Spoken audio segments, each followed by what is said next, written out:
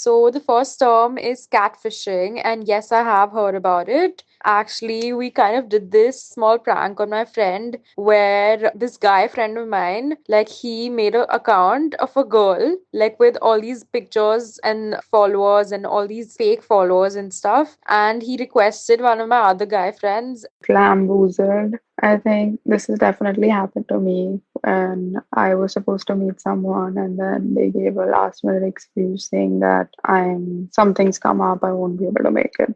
You are listening to Tidbits. And what is this tidbit about? Dating terms you've never heard of. Whether we are single or committed, these new trending dating terms are so appealing to all of us. So everyone has their own language of love, right? But millennials today have taken it to a whole new level with these terms. Some of these terms are something we've never heard of and don't even know the meaning of, a lot of them. So let's find out if women today are familiar with these trendy and cool new age terms. Our first term is catfishing. So for those of you who don't know, catfishing is when you lure someone into dating by a fictional persona or social media or texting.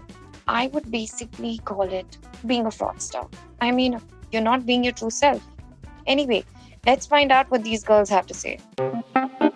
Hey, my name is Vartika and I'm from Kolkata. I have heard the term catfishing, so I did make a fake account on Tinder by some random girl's name and her pictures and shit, and I started talking to guys. It was just for fun, because I was kind of bored. And I eventually did settle for a date, but then I didn't go because obviously I was expecting someone else. Hi, this is Ahilya, and I'm from Mumbai. I'm 20 years old. Yes, I have heard about it. Actually, we kind of did this small prank on my friend where this guy friend of mine, like he made an account of a girl, like with all these pictures and like followers and all these fake followers and stuff. And he requested one of my other guy friends. So they were chatting, and like my friend really like interested in this girl, and like he wanted to talk to her, and like we kind of were pranking him and like making him believe that the girl really likes him, and he was like really excited. And we set up like a few meetings where the girl didn't show up, and like he got really upset. But then in the end we came out and told him that no, this was just a fake ID and stuff. It was really fun. So yes, that has happened. Hi, so for the first one, catfishing, I've definitely heard it. I think it's the most common one. And many of my friends are on dating sites, and it happens all the time where you're speaking to someone, and then when you meet them in real life, they're not actually who their pictures portray them to be. So the next one is Glam Bottled.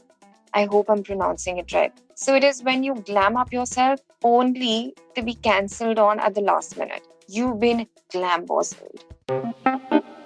Glam Bottled. I think this has definitely happened to me when I was supposed to meet someone and then they gave a last minute excuse saying that something's come up, I won't be able to make it. The next one is interesting. Garniered. All those Garnier fans out there definitely know what this means, right? It's when the other person talks relentlessly about themselves and won't stop. The self-obsessed sorts. So have you ever been on a date and got Garniered? I pity you if you have. I hadn't heard of this one either. So I guess this hasn't really happened with me on a date yet. But I do have friends who are like really self-obsessed, and like they only talk about themselves all the time, and they don't like listening to other people, which is really, I guess you could call that Kanye. But I haven't experienced this on a date before.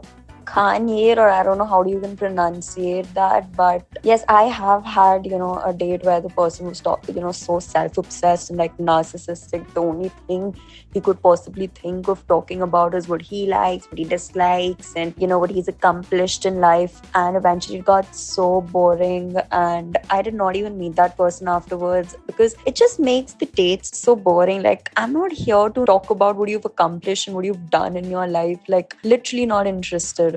it's definitely something that's happened to my friends, and they constantly like complaining about this person being constantly so self-obsessed and only talk about themselves. And I think that's something that's extremely like, that's like a deal breaker because it can be extremely boring to deal with. So it just keeps getting interesting. This one is eclipsing. You might not have heard of this term in this context, but you've probably done it. Because it's basically when you begin dating someone new and you immediately adapt to all their hobbies and interests as your own. Okay, so yes, I understand that, while you're dating, it's very important to know what the other person's likes and dislikes are. But one thing which I've never done is adopted their hobbies and interests, because I feel you should have your own identity still maintained in a relationship, because that's what keeps the spark going. I haven't heard of this either. So, eclipsing, I think if you do that in your dating life, then you're doing something wrong, because it should not happen in a day-to-day life that you're like completely changing yourself because of the person you love, and like you're changing all your interests just to like be in a happy relationship. That is not how it's supposed to be, I feel. So, I guess like both the guy and the girl should learn from each other and like grow together and stuff, and share their hobbies and all of that. So I guess eclipsing is a bad thing, and I haven't really experienced that on my own. But I have seen a friend who has. She's a really shy, introverted kind of person, and it was her first time dating a guy. The guy was like really overpowering and dominant, kind of, and like he really knew how to manipulate her into like doing stuff that he liked. And even though like we were a really big support system for her, and we told her that you shouldn't like, listen to everything he says, and you should have a stand for yourself and all of that. But I guess love is a thing that can make you believe the weirdest things. So I guess she was kind of eclipsing for that guy, but she got out of the relationship eventually. So I guess it tells you that it's not a good thing.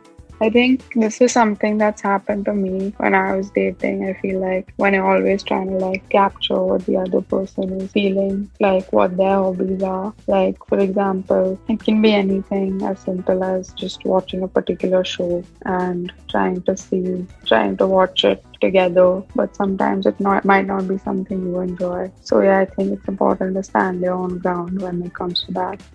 And the last one is zombieing. It's when an ex appears into your life out of nowhere. Just tell me this has happened to you at least 10 times during this lockdown.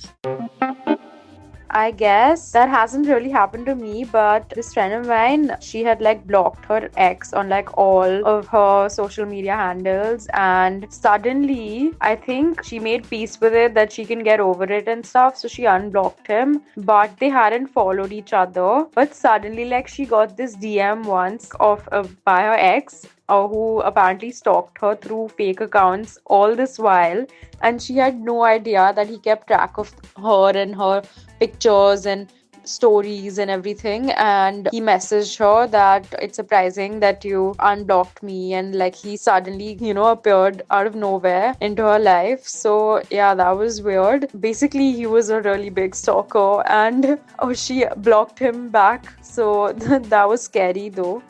My friends actually interestingly happened when her ex showed up at this party where he was not invited, and it was pretty interesting. So many of these phases, we might have not even heard of before, but have experienced the meaning of it or have actually done these things involuntarily. So these experiences have a turn to it now. I'm sure it's not going to be easy keeping a track of them, but I guess that's what living like a millennial is all about, right? It's time I find another hot topic to make you uncomfortable with. Catch the Tidbits podcast on Hauterfly every Wednesday. This podcast is a Folk Media production.